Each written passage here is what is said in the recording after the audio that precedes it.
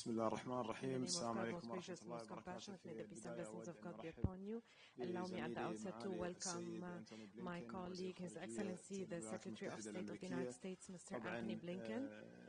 اليوم نلتقي وقد مر عام على الحرب على غزة after the war on Gaza started and this conflict has evolved. It has now encompassed Lebanon and other regions in the Middle East. Our meeting today was a very important and constructive meeting. We had the chance to discuss first the latest developments on the war in Gaza and the road to reach a solution and the continuous efforts قطر والولايات المتحدة الأمريكية وجمهورية مصر العربية والشركاء في المنطقة وصولا إلى حل أولا لوقف الحرب وإعادة وإطلاق سراح الرهائن والأسرى.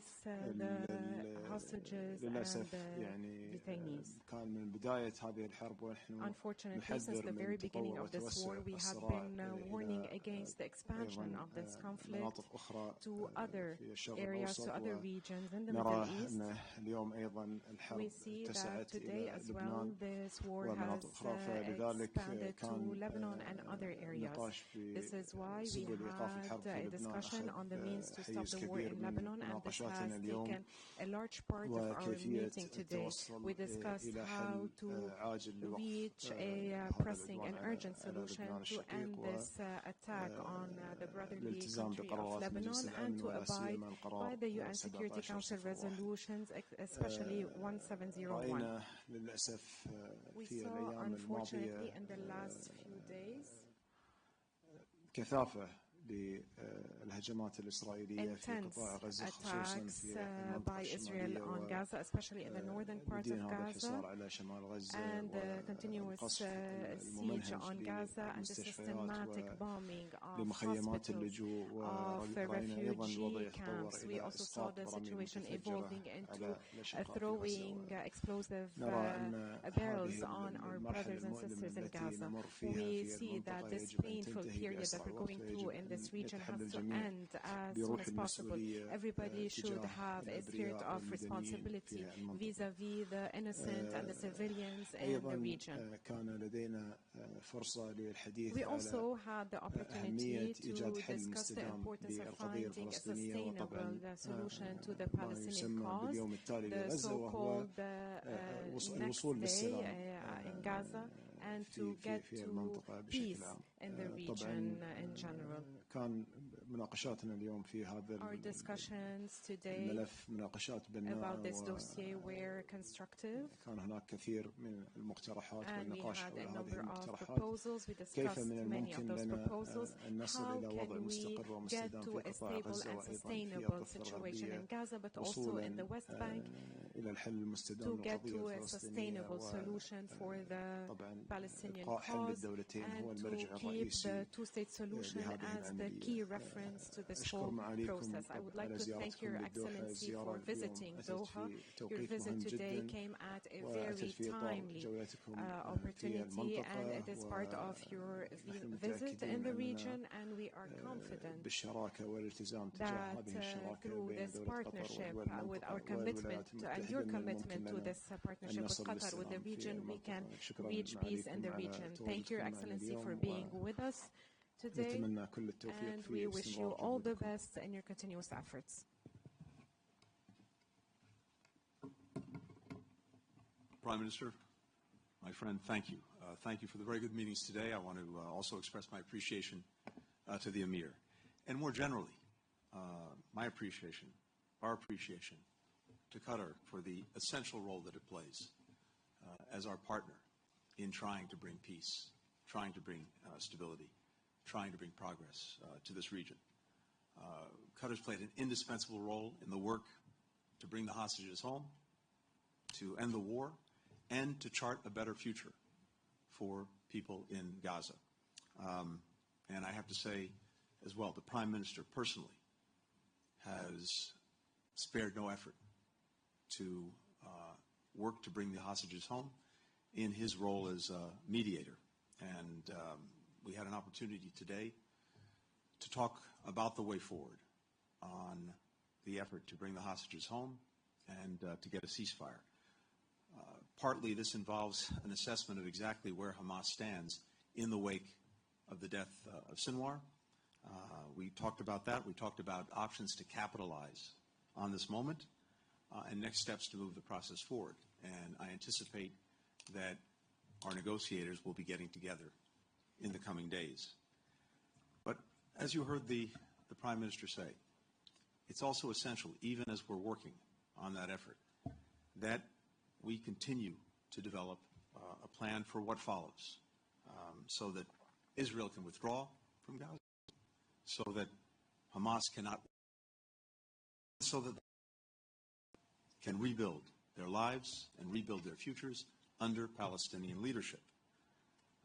Throughout this trip, including with the Prime Minister and the Emir today, we discussed the concrete ideas that we've been developing for security, for governance, for reconstruction in Gaza. This is a moment for every country to decide what role it's prepared to play and what contributions it can make in moving Gaza from war to peace.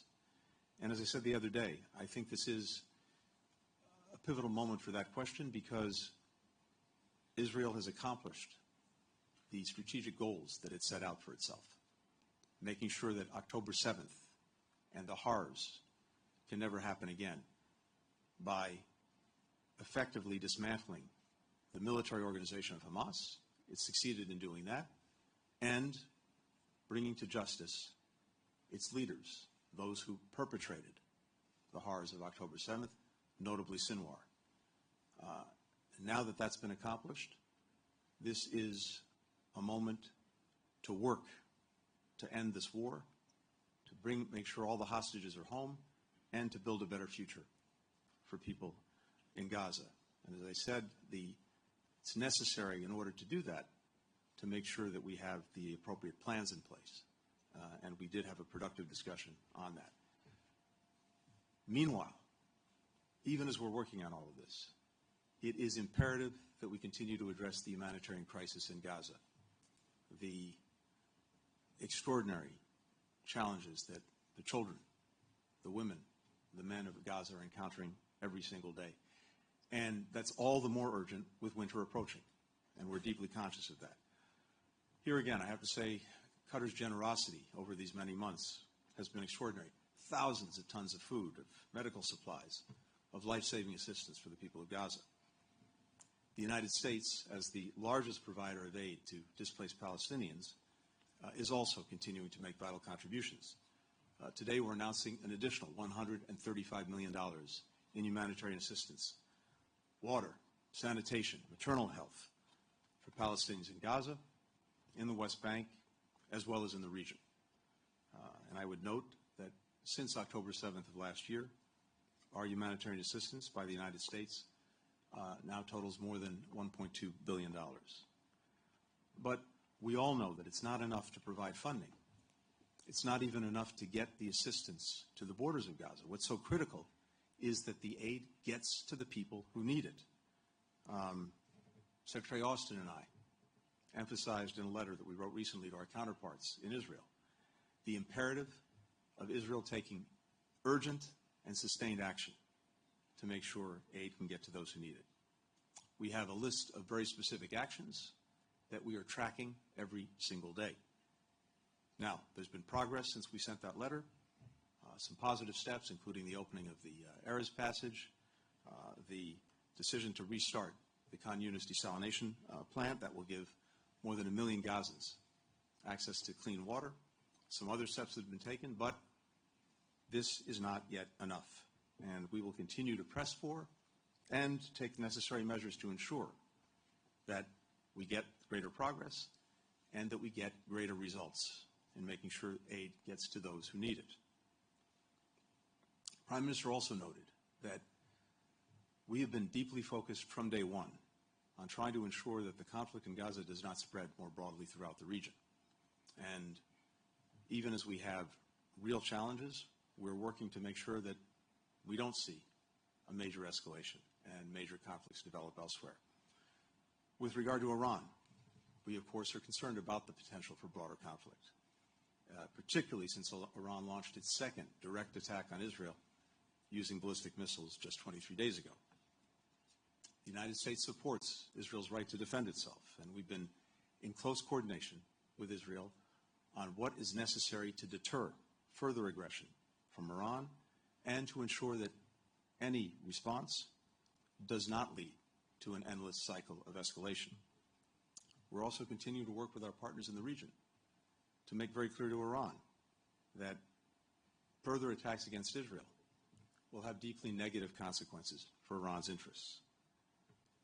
We're very attentive to the fact that the risk of broader conflict is high, and that's all the more reason why we're determined and acting to try to make sure that we prevent that. And then finally, on Lebanon. We've spent some good time, both with the Emir and with the Prime Minister, talking about the conflict there, and as well, the important role that Qatar has been playing, including as a leading donor of humanitarian assistance.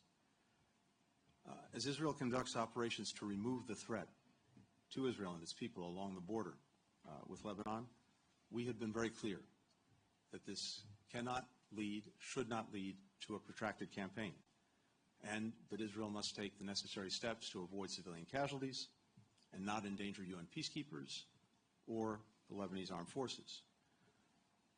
Right now, we're working intensely to reach a diplomatic resolution, one that sees the full implementation of UN Security Council Resolution 1701, and as a result, allows civilians on both sides of the border to return to their homes and to be able to live there in peace and security. We're also committed to building up and supporting Lebanese efforts to build up their own institutions, free from the grip of Hezbollah, so that the people of Lebanon have more security, more opportunity, more prosperity.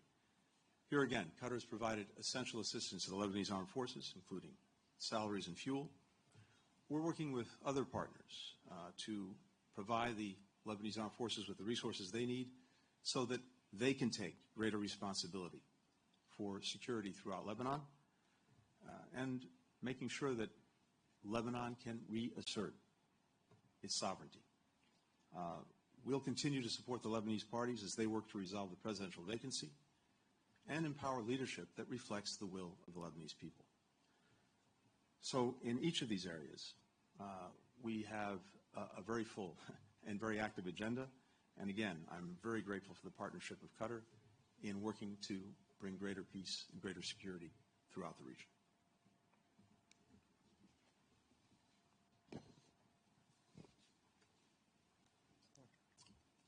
We're happy to take some questions. السؤال الأول من صهيب العصا قناة الجزيرة العربية. The first question from Al Jazeera, Mr. Suhaib Al-Asa.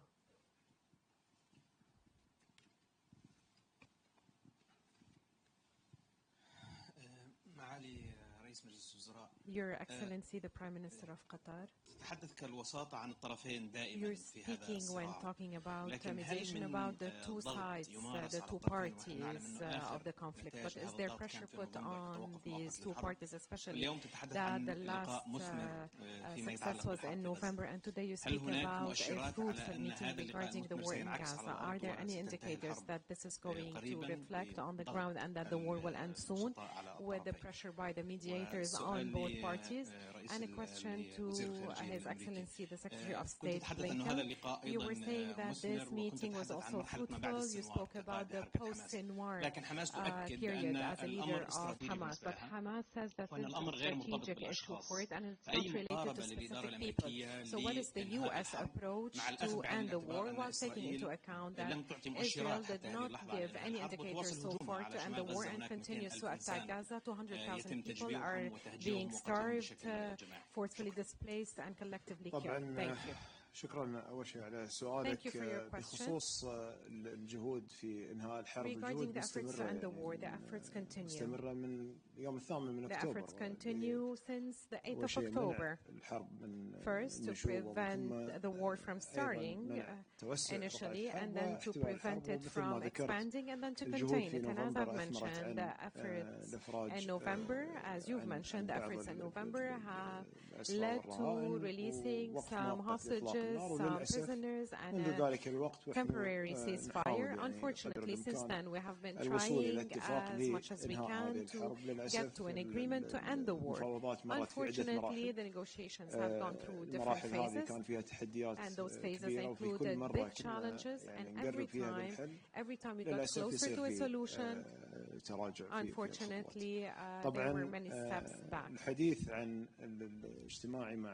Now, regarding my meeting with His Excellency Secretary Blinken and saying that it was fruitful, of course it would be. His visit to the region is important, and we have been informed of the results of the talks that he had in Israel. And what is the direction being taken right now, and talking mostly and most importantly about the Palestinian issue. This is the focus, or this has been the focus of our meeting. Now, regarding negotiations, there is a negotiating delegation from the United States that will be visiting Doha to meet the negotiators from Israel, and we will discuss the means the means for a breakthrough in these negotiations. Now, regarding opportunities, the opportunities abound if both parties have the will to end the war. And as we had mentioned earlier, more than once, the mediators play a very limited role. Should there be any of the parties that refuse to be constructively part and positively part of these negotiations. And we hope that this has changed now, this behavior has changed. The pressure from our side will continue on both parties to reach an end to the war. This is a priority of ours. And I think His Excellency, the Secretary of State, in his statement just mentioned that the United States has the same priority, and we look forward to positive results. Thank you. Yes, thank you for the question. Look, we're intensely focused on bringing the hostages home, ending the war, alleviating the suffering of Palestinian children, women, and men in Gaza. And we've been working closely together to try to do that for many months. Now, we have seen the quickest way to get there as being through a ceasefire and hostage deal. Again, what we've been working on. The reason I believe there's opportunity now is because the biggest obstacle to concluding that agreement was Sinwar. And the fact that he is no longer with us perhaps creates an opening for actually moving forward and concluding an agreement. In our judgment, one of the things that Sinwar was looking at and hoping for was the potential for wider conflict.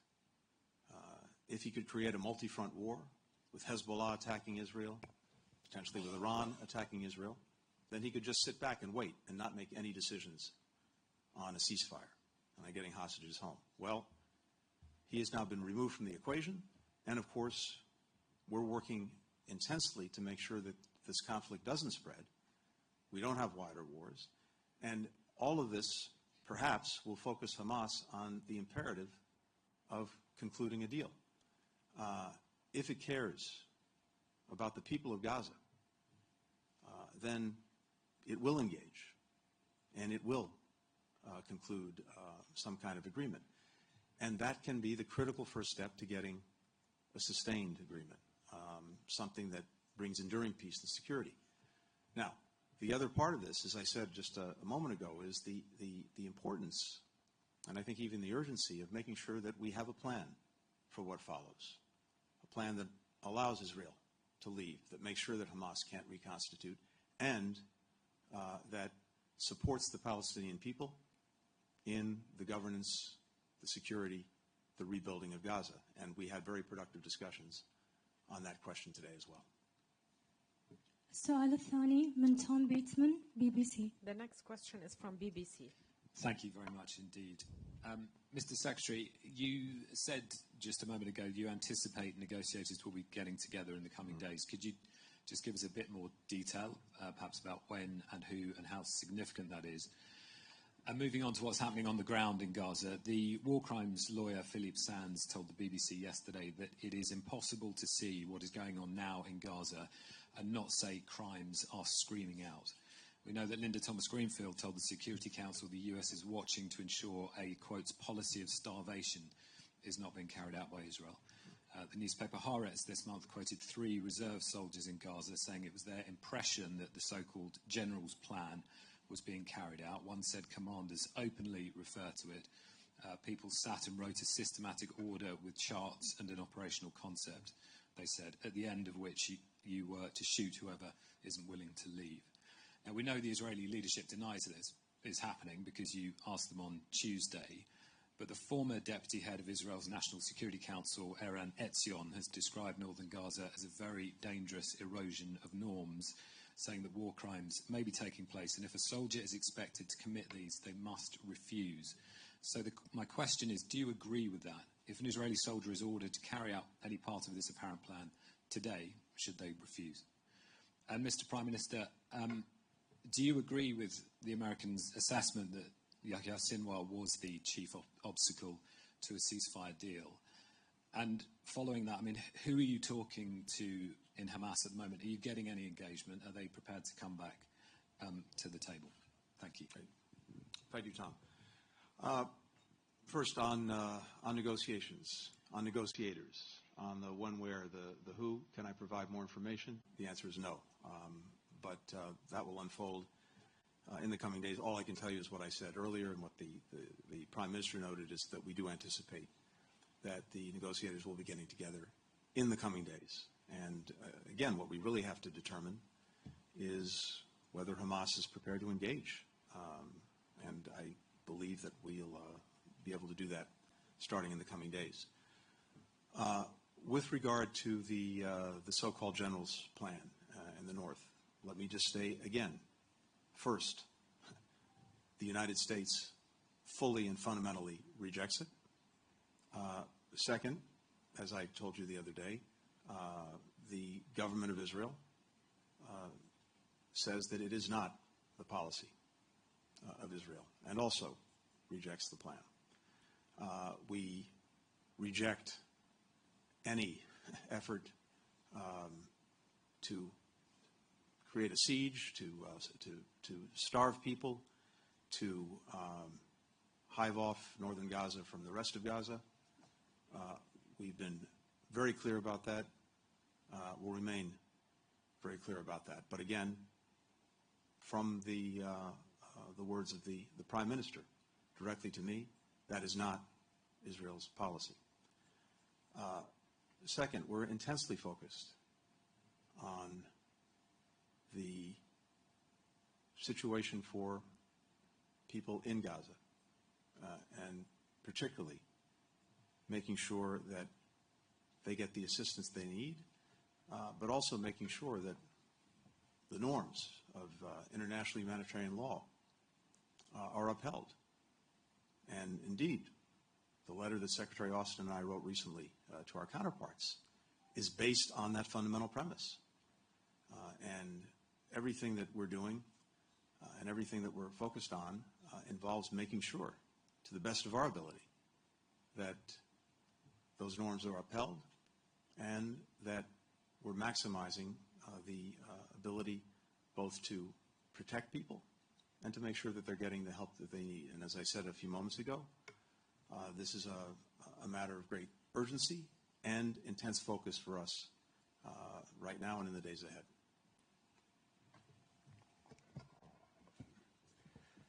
Well, thank you very much. Just answering to your question, whether we see Sinwar as an obstacle, and just, I need to be very clear and very mindful that our role as a mediator, we fully respect it, and our policy, we don't speak about any party who would represent the obstacle and start, to point on one over the other yet.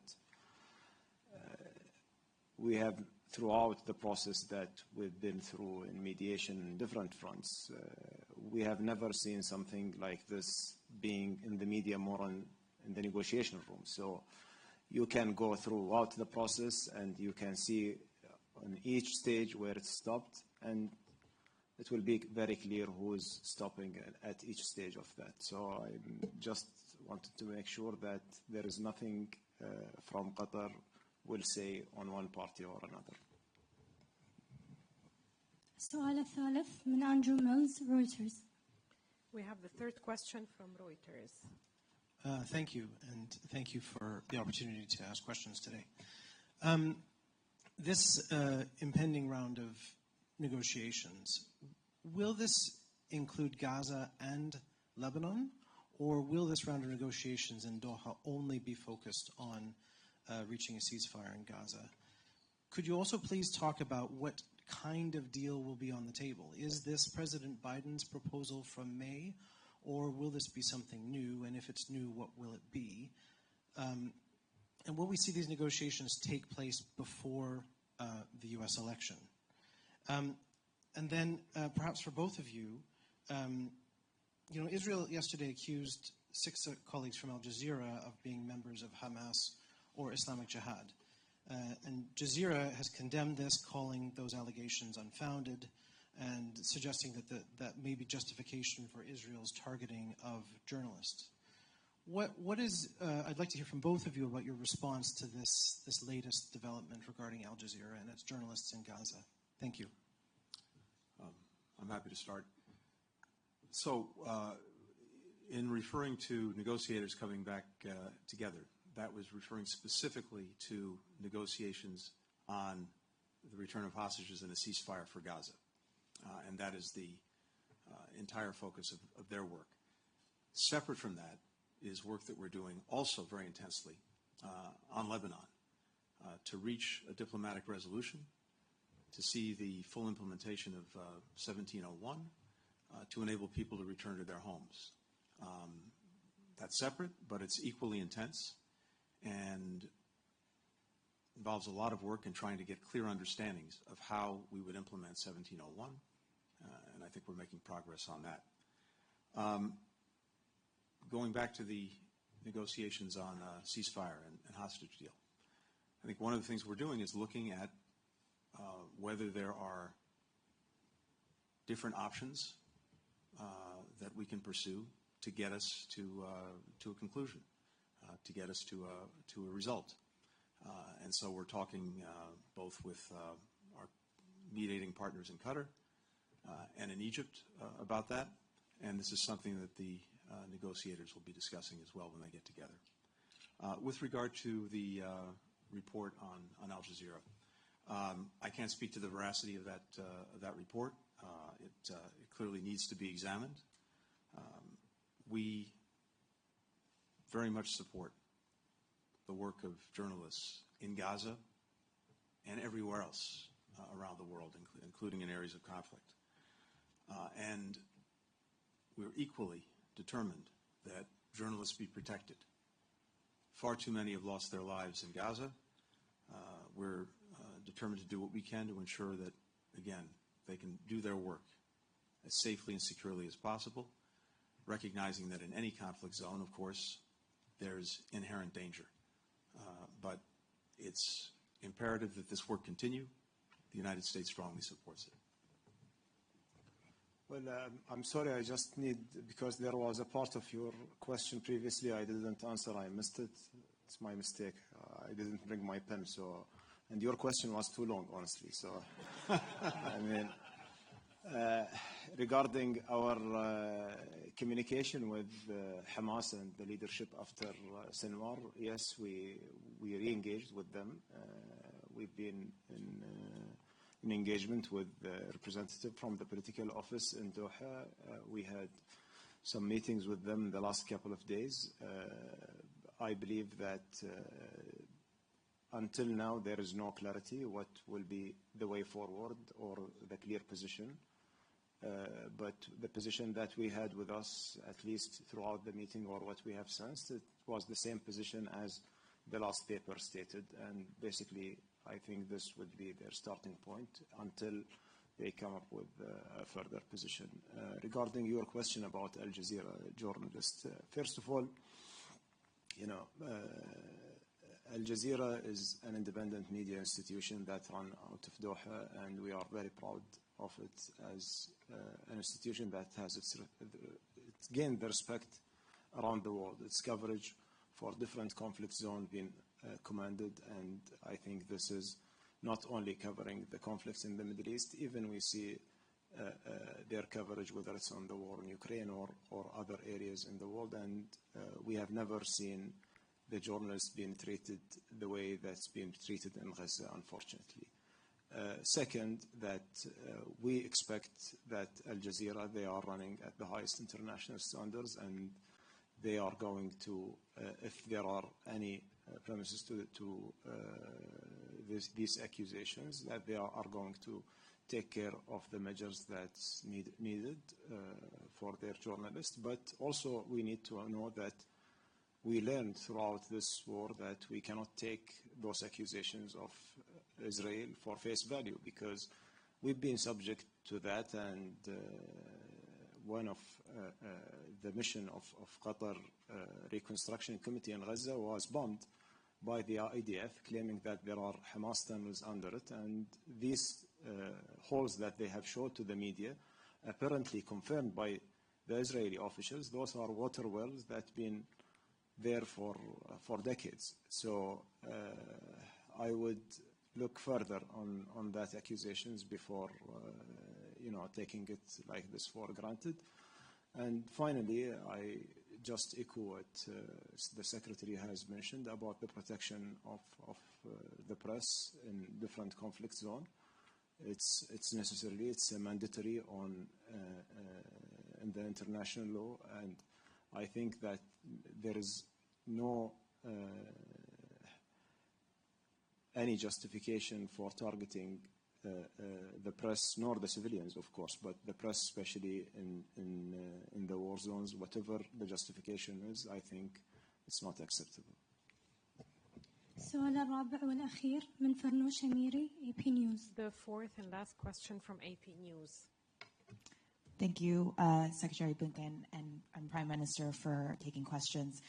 My question is, we've reported that there's an Egyptian proposal on the table that Qatar supports for a short pause in fighting, in which Hamas would release a handful of hostages and humanitarian aid deliveries would be increased. What is the status of that proposal after, Secretary Blinken, after your discussions with Israel and Arab partners this week, including the Prime Minister?